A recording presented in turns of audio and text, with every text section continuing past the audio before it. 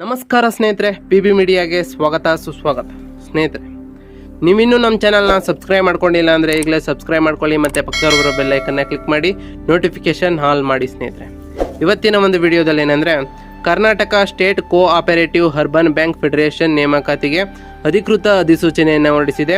ಪ್ರಸಕ್ತ ಸಾಲಿನ ವಿವಿಧ ಬಗೆಯ ಉಪಮುಖ್ಯ ಕಾರ್ಯನಿರ್ವಾಹಕ ಅಧಿಕಾರಿ ವಿಭಾಗದಲ್ಲಿ ಖಾಲಿ ಇರುವ ಹುದ್ದೆಗಳನ್ನು ಭರ್ತಿ ಮಾಡುವ ಸಲುವಾಗಿ ಅರ್ಹ ಅಭ್ಯರ್ಥಿಗಳಿಂದ ಅರ್ಜಿಗಳನ್ನು ಆಹ್ವಾನಿಸಲಾಗಿದೆ. ಸ್ನೇಹಿತರೆ, ಆಸಕ್ತ ಅಭ್ಯರ್ಥಿಗಳು ಆನ್ಲೈನ್ ಮೂಲಕ ಅರ್ಜಿಯನ್ನು ಸಲ್ಲಿಸಬಹುದಾಗಿದೆ ಎಂದು ತಿಳಿಸಿದ್ದಾರೆ.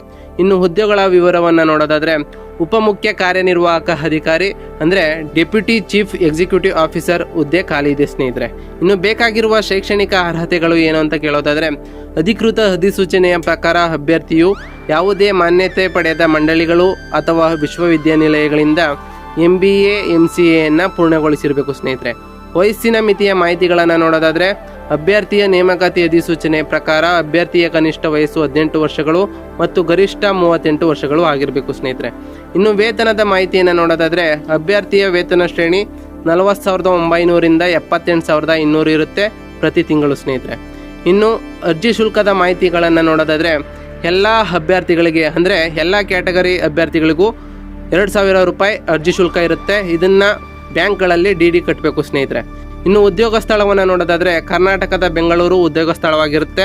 ಇನ್ನು ಆಯ್ಕೆ ಪ್ರಕ್ರಿಯೆಯ ಮಾಹಿತಿಗಳನ್ನು ನೋಡೋದಾದರೆ ಲಿಖಿತ ಪರೀಕ್ಷೆ ಇರುತ್ತೆ.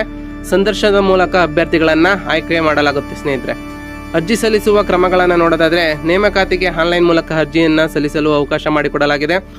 ನಮ್ಮ ಡಿಸ್ಕ್ರಿಪ್ಷನಲ್ಲಿ ಮತ್ತು ಸ್ಕ್ರೀನ್ ಮೇಲೆ ಬರ್ತಿರುವಂತಹ ಲಿಂಕ್ ಕ್ಲಿಕ್ ಮಾಡೋದ್ರ ಮುಖಾಂತರ ನೀವು ಈ ಅಪ್ಲಿಕೇಶನ್ಗೆ ಅರ್ಜಿಯನ್ನು ಹಾಕ್ಬೋದು. ಸ್ನೇಹಿತರೆ, ಇನ್ನು ಅರ್ಜಿ ಪ್ರಾರಂಭವಾದ ದಿನಾಂಕವನ್ನು ನೋಡೋದಾದರೆ 3/1/2024 ಆಗಿರುತ್ತೆ.